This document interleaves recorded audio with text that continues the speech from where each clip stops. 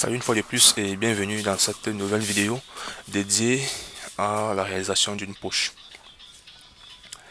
La précédente était celle dédiée au contournage 2D et celle-ci va nous parler des poches, la réalisation des poches.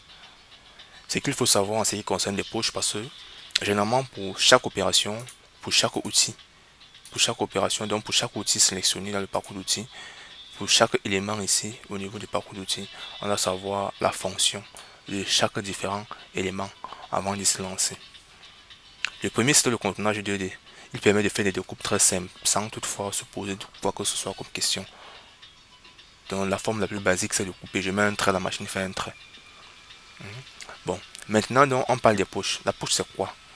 Les poches en fait c'est on parle de poche sur ce logiciel de FAO quand il s'agit ou quand on a envie de faire un enlèvement de matière conséquent. Un enlèvement de matière sur une surface bien déterminée, sur une surface bien précise. Et à cet effet donc, on doit donc essayer un peu d'être malin, tout simplement parce que ici sur ce site, à travers cette vidéo, on peut donner des éléments simples pour une base, mais on ne pourra pas être là pour faire chacun réfléchir à notre guise. Je m'explique. À ce niveau-ci, nous avons ce logo-ci, on veut faire une poche là-dessus.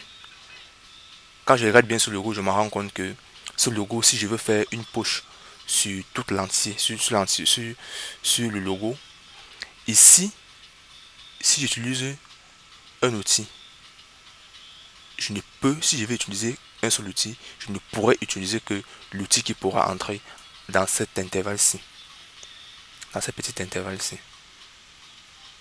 Et si je le fais déjà, c'est pour donc dire que toute cette place-ci, toute cette large partie-ci, sera donc aussi réalisée par le même outil. Et une fois réalisé par le même outil, puisqu'il s'agit d'une très petite mèche, on va passer une gravure, dans le moment d'une poche de cette dimension peut faire toute une journée. Par contre, si j'essaie de segmenter mon travail, si j'essaie de diviser le travail en parties, en petites parties simples, là je peux maintenant donner l'ordre de passage.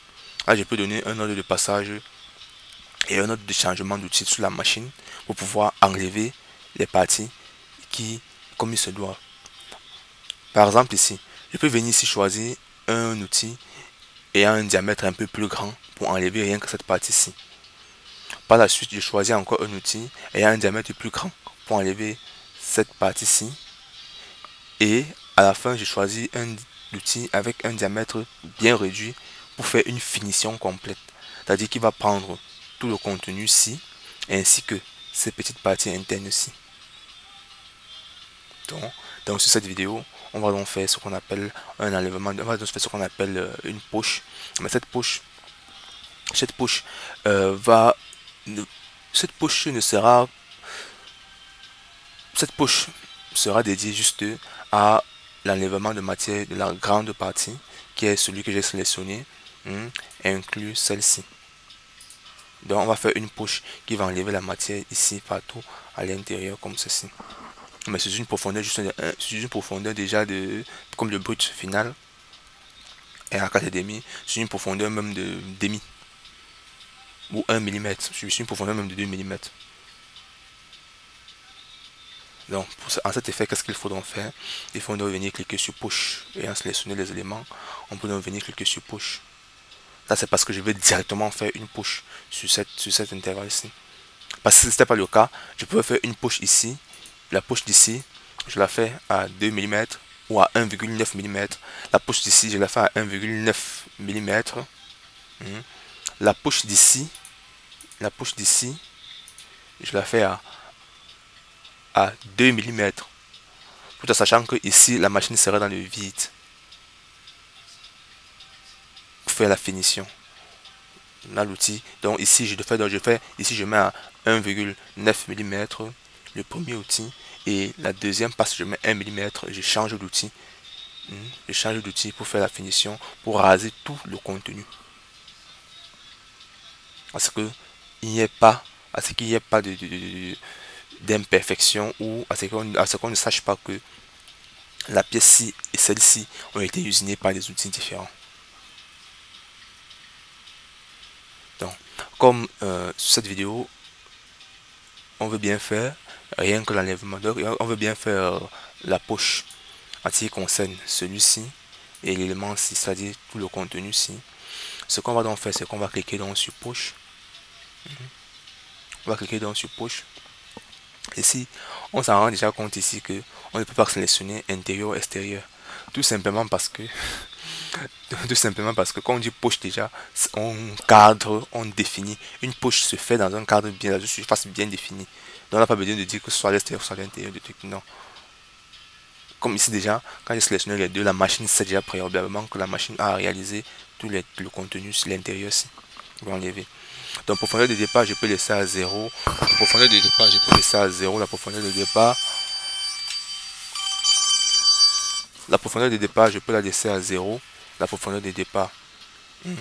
Et la profondeur de fin, je mets ici.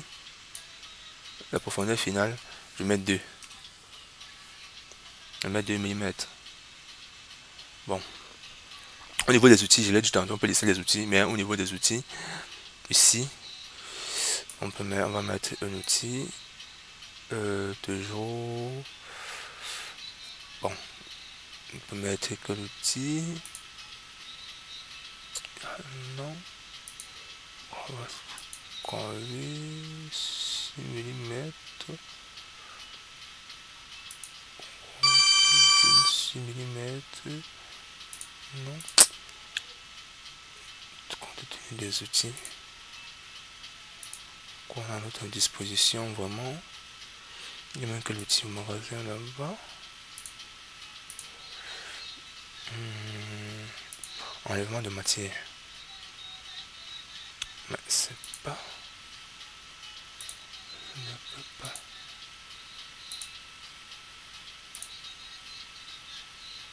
C'est le bois.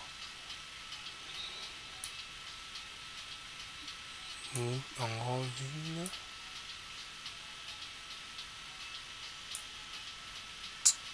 Je vais prendre ceci. Je vais prendre ceci. Prendre ceci.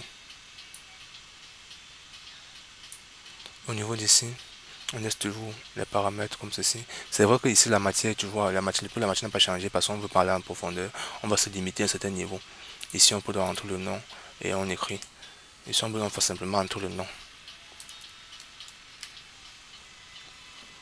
Et on génère. Voilà ce que notre machine doit usiner.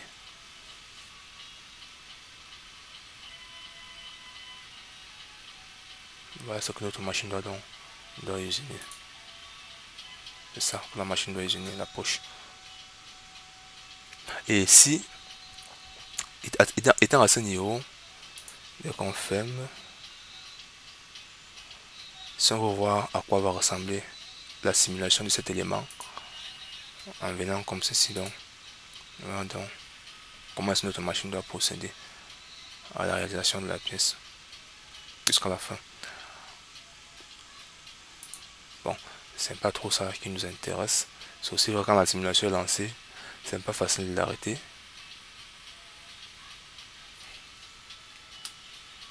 Il faut donc appuyer échappe. Bon, on va donc essayer encore, on va donc essayer d'enregistrer plutôt le G-code on va essayer d'enregistrer le G-code, on va enregistrer le G-code. On va seulement enregistrer le G-code